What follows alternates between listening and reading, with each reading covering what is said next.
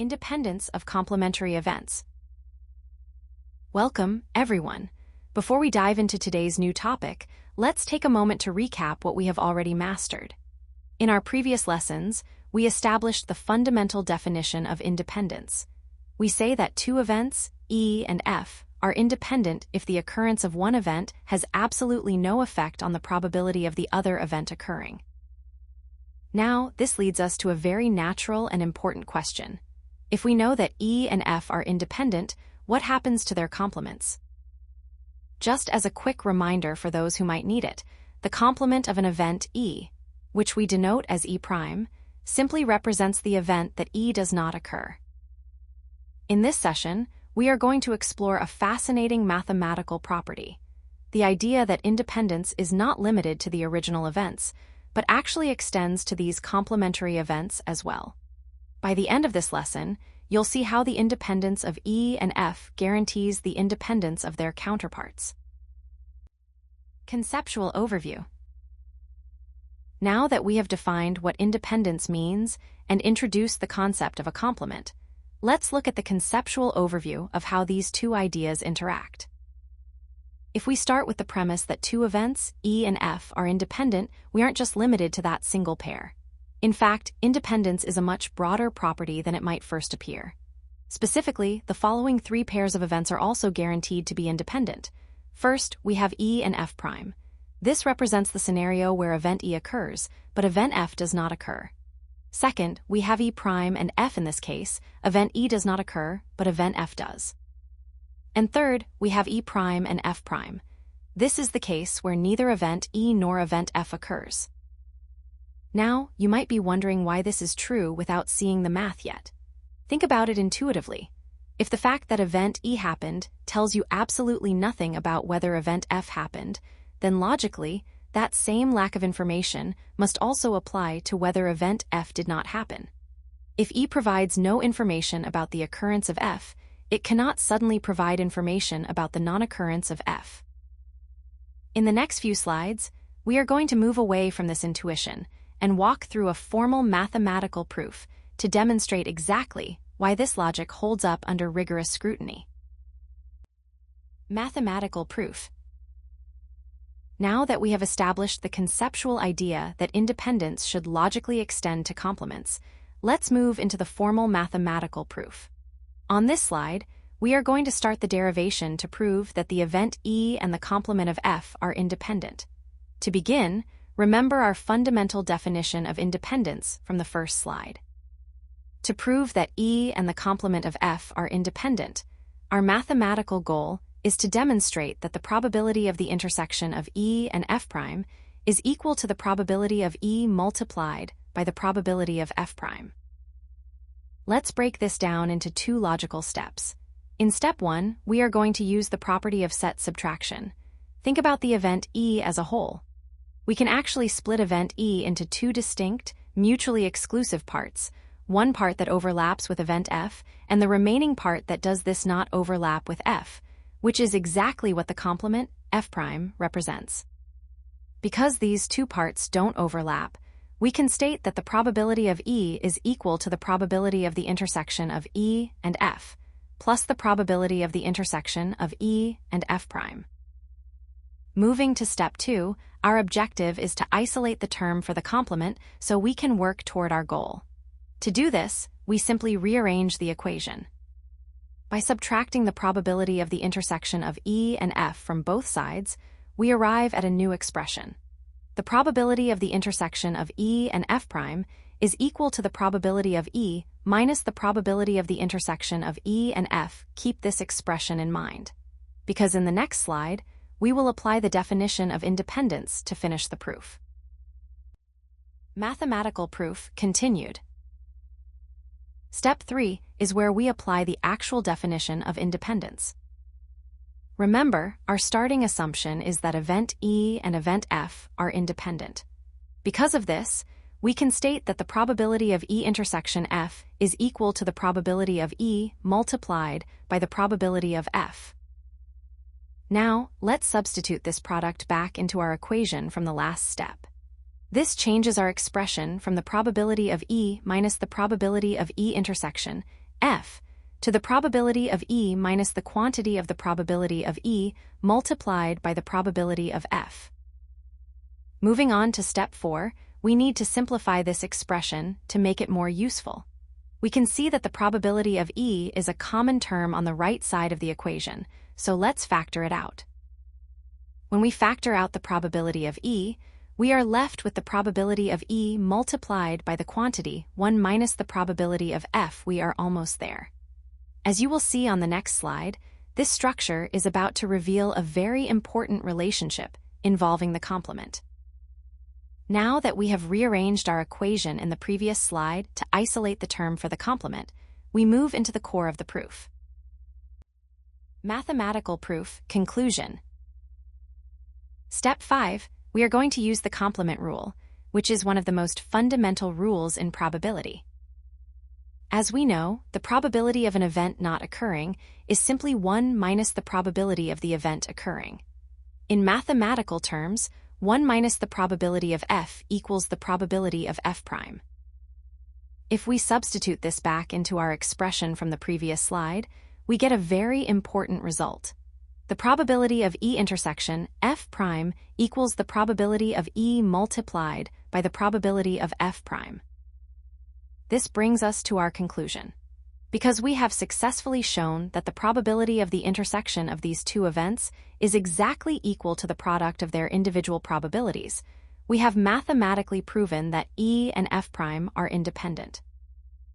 Now, don't forget, this isn't just a one-off result. The same logical steps we just walked through can be applied symmetrically. This means you can use this exact same method to prove that E prime and F are independent, and even that E prime and F prime are independent as well. Now, we have reached the final step of our proof. Real-world example. Now that we have walked through the formal mathematical proof to show how independence carries over to complements, let's step away from the abstract algebra and look at how this applies to a real-world scenario. Imagine you are looking at a piece of complex machinery that relies on two separate electronic components, which we will call component A and component B. To make this a probability problem, let's define our events. Let event E represent the scenario where component A functions correctly. Similarly, let event F represent the scenario where component of B functions correctly. Crucially, for this example, we are operating under the premise that the functioning of component A is independent of the functioning of component B. This means that whether or not component A works has absolutely no impact on the probability of component B working. Keep this assumption in mind, because in the next slide, we are going to use this foundation to calculate the probabilities of these components failing. Real-world example, application. Now that we have established the theoretical framework and the mathematical proof, let's apply this to the scenario we introduced on the previous slide. Remember, we are looking at two independent electronic components.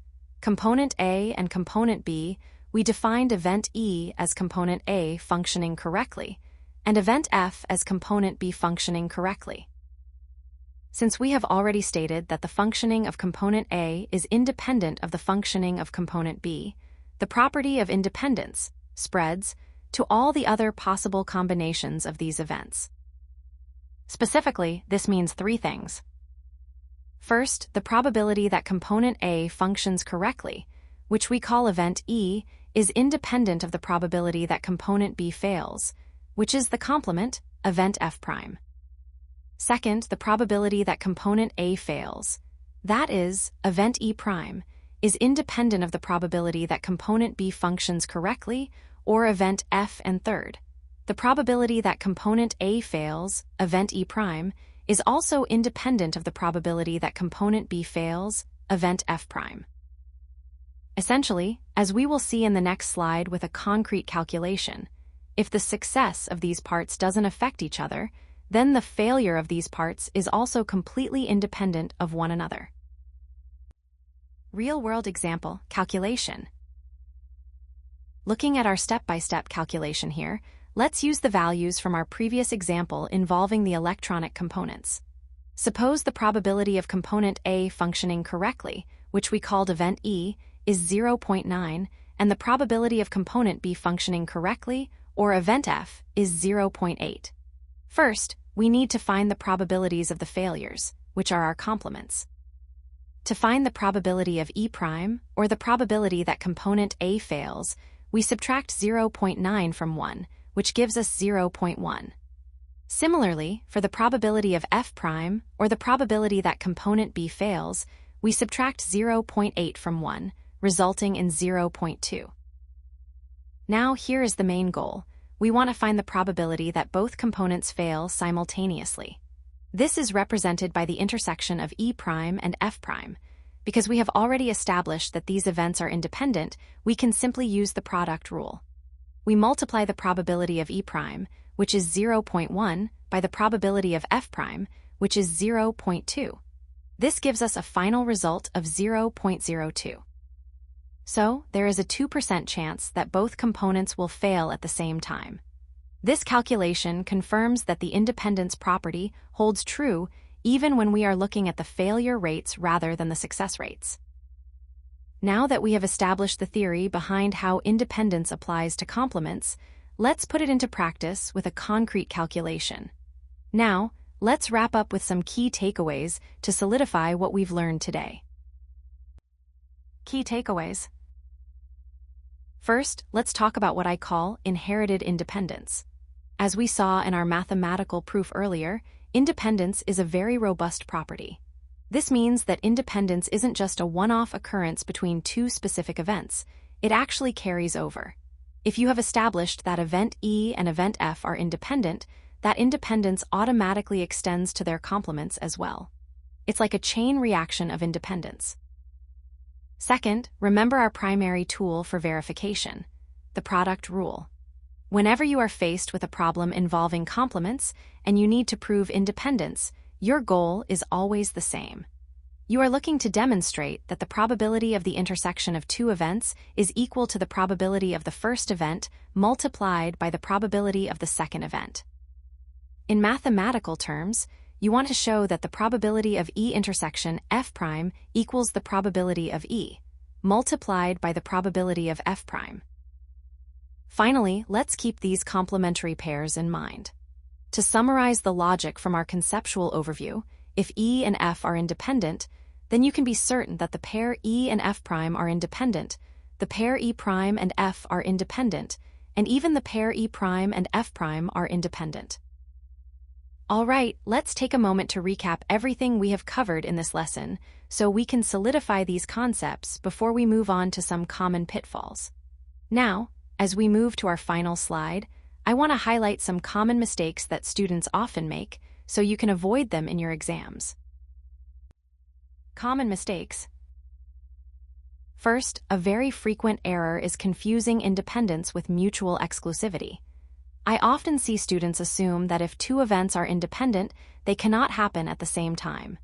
This is actually the opposite of the truth. Remember, if two events are mutually exclusive, the probability of their intersection, or E intersection F, is equal to 0. However, for independence, we need the probability of E intersection F to be equal to the probability of E multiplied by the probability of F. They are fundamentally different concepts. Second, please be careful not to assume independence without proof. Just because two events might seem unrelated in a real-world scenario, like the electronic components we discussed in our example, does not mean you can automatically use the rules for complements. Before you apply any of the rules we learned today, you must always verify that the probability of the intersection, E intersection F, is indeed equal to the product of the individual probabilities, P of E times P of F. Finally, watch your notation when dealing with complements. It is very easy to misread or miswrite these symbols. You must distinguish between the probability of E intersection F prime, which means event E occurs and event F does not occur, and the probability of the complement of the intersection, which is written as the probability of the quantity, open parenthesis, E intersection F, close parenthesis, prime. The second one means it is simply not the case that both E and F happened. These represent two very different sets of outcomes. Now, as we wrap up this lesson, I want to pause and highlight some common pitfalls. Even when you understand the concept of independence, it is very easy to fall into these three traps, so please pay close attention. Keep these distinctions in mind, and you will avoid the most common mistakes in probability theory.